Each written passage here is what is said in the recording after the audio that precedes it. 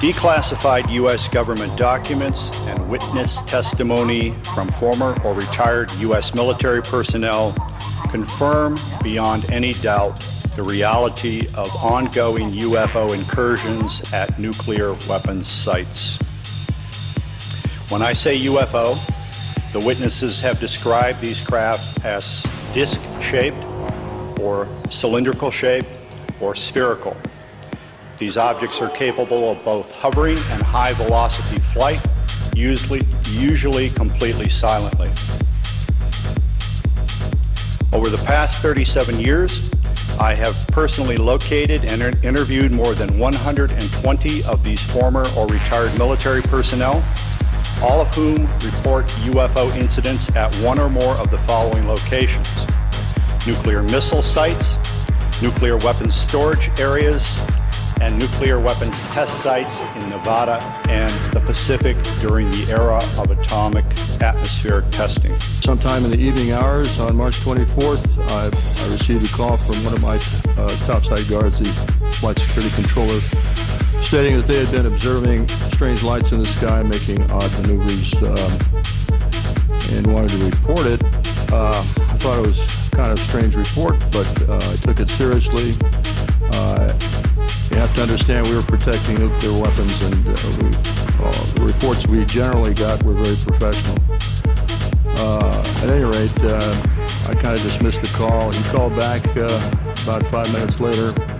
This time he was screaming into the phone saying they're looking at an object, a red glowing object hovering just above our front gate. Right above us, there's a huge white thing, pulsating light above us, and I had to call them to make sure I wasn't seeing anything. Upon prodding, he told us it was shaped like a fat cigar. I think he said a pregnant cigar. White pulsating light. Between the pulsations, he saw red and blue lights. It was silent because I prodded him saying, is this some sort of helicopter? He said, no, it's been silent. We're talking to him for several minutes, and he said it's starting to move away along our access route. I believe these are being visited by beings from another world who, for whatever reason, have taken an interest in the nuclear arms race which began at the end of World War II. credit card, entirely wireless. Regarding the missile shutdown, disable shipping and my opinion, their opinion is that whoever are aboard this craft are sending a signal to both Washington and Moscow, among others, that we are playing with fire. Works even on normal non-structures that don't support NFC, RFID, or any potentially wireless threatens the human race. As you can see, you can put it up to any traditional credit card or point-of-sale system, and it believes a credit card is being swiped by producing a strong electromagnetic field that quickly turns on and off, emulating the magnetic field that would normally be produced by physically swiping a card. To understand how this works, let's first take a look at a credit card. All credit cards have a magnetic stripe on the back. This stripe is in fact magnetic, but not strong enough to pick up typical objects. However, if we dip the card in tiny iron oxide filings I have here, you'll see the iron actually sticks to the mag stripe in some areas. There are literally hundreds of strips of magnets in the mag stripe, and they attract the iron oxide I have here. This magnetism is what a mag stripe reader is reading when you swipe your card. What's interesting is these strips are wide enough that we can actually extract the data off of a mag stripe with the naked eye. First, let's flip the card over and look at the second track, which is easier to see. Mag stripes have 3 tracks, however only the first 2 are used for credit cards. You'll notice there are strips in the spaces. If we see 2 dark strips in a row, that's a 1, and a strip in the space is a binary 0. Track 2 is 5 bits per character, the least significant bit first, and the 5th bit is an odd parity bit that we can ignore. By taking each 5 bits and reading the first 4 bits, we can now begin extracting the credit card number, and I show that for the first 8 digits of my own card here. Other information is also stored on the mag stripe, such as expiration date, service code, and other discretionary data. Once you know this data by reading it manually or using a mag stripe reader, you can enter the data into MagSpoof to emulate. MagSpoof works by creating a strong electromagnetic field that penetrates the mag stripe reader or point-of-sale system and can work from inches away in the current implementation.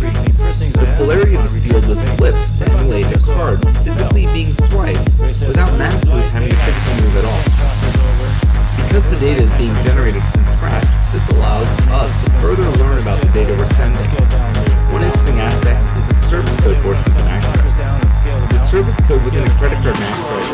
several attributes of the card, including whether the card can receive cash, where it can work nationally or internationally, and most interestingly, whether the card has a built-in chip and if it supports chip and pin or EMV.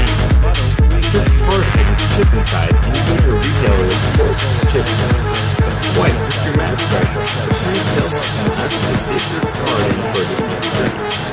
However, the bits stating that the card has chip and pin can be turned off from the MagStripe. This means if you take your card to a retailer that is normally replacing your chip, you can actually get away with not dipping your chip at all while performing a successful transaction, evading the security measures altogether of chip and pin or EMV. What initially led me to investigate magnetic strikes was my American Express card. After losing a card, and Amex quickly sent me a replacement, I noticed many of the digits were similar. I looked up the numbers to several other Amex cards I had, and then compared against more than 20 other Amex cards and replacements, and found a global pattern that allows me to accurately predict American Express replacement card numbers, even if already reported lost or stolen. Because the expiration date is based off of the new card's issue date, the expiration date is also easily predictable. I've informed American Express about this issue and will not be releasing the algorithm to prevent its use in fraud. Additionally, I've removed any chip and pin removal code from MagSpoof as well, also to prevent any fraud that could occur from there. MagSpoof does not enable or support frauding. However, it is still able to emulate any card or MagStripe in your possession, and does allow you to perform further research in areas of MagStripes, microcontrollers, and electromagnetism. You can use Arduino or an ATtiny and a few other inexpensive components that I've listed on the website to build this. MagSpoof can load multiple cards and allows you to switch between any of them with the press of a button. Additionally, it allows you to inexpensively build a device similar to other existing technologies, such as Samsung's MST and the Coin Card, while having features that those devices lack. I've included plenty of additional information on MagSpoof, including schematic, source code, and general information on these various areas on my website, sammy.pl/magspoof. If you enjoyed this video, please hit like and subscribe. Thanks. White as a sheet. He said it's fact. Well, we still were, I should say, non-believers at that point. Since my boss had to do the presentations, I was tasked, unfortunately, to investigate. So I went home and changed clothes. I really expected to find a logical explanation. I took several security policemen with me, a disaster clearance NCO who took an APN 27 Geiger counter and a camera. I also had my small cassette recorder I carried everywhere when I was on duty. I was taken to the supposed site. We find spaz if you want, spaz if you want to, spaz if you want to, spaz if you want to, spaz if you want, spaz if you want to, spaz if you want to. I'm a little TikTok going off scene. You put me on a heat, I don't want the much While we were milling around trying to make sense of the whole thing, one of the individuals with me suddenly spotted something. Off through the forest was a bright, glowing object. The best way I can describe it, it looked like an eye, with bright red with a dark center. It was shedding something like molten metal, was dripping off it. It silently moved through the trees, avoiding any contact. It walked up and down. At one point, it actually approached us. It tried to get closer. Spaz if you want, spaz if you want to, spaz if you want to, spaz if you want to, spaz if you want, spaz if you want to, spaz if you want to. I'm a little TikTok going off scene. You put me on a heat, I don't want the much Sky to the north. There were 3 or 4 objects in the north, brightly colored, changing elliptical around, moving at very high speed and sharp angular movement as though they were doing a grid search. While we were spaz if you want, spaz if you want to, spaz if you want to, spaz if you want to, spaz if you want, spaz if you want to, spaz if you want to. I'm a little TikTok going off scene. You put me on a heat, I don't want the much 1 foot in diameter. The best way I can equate it is sort of a laser beam. We stood there in awe. Was this a warning? Was this an attempt to communicate? Was this a weapon? Or just a probe? Just a Spaz if you want, spaz if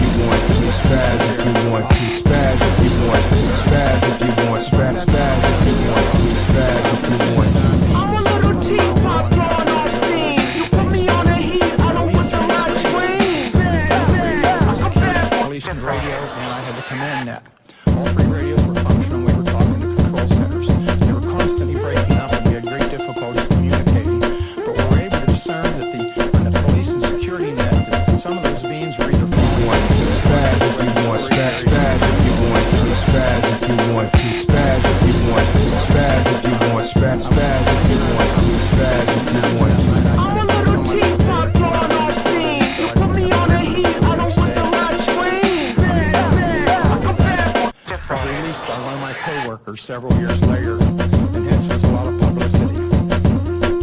My superiors at the time were informed of what happened. I briefed my boss, played the tape for him, he listened intently. Spaz if you want, spaz if you want to, spaz if you want to, spaz if you want to, spaz if you want, spaz if you want to, spaz if you want to. I'm a little teapot blowing off steam. You put me on the heat, I don't put the right screen. The decision was that it happened off the base, so it's a British affair. In other words, they were loath to get involved. So my boss came back and threw me the... He said, get with Squadron Leader Moreland, who was the British liaison officer, and do a report. It's their problem, not ours.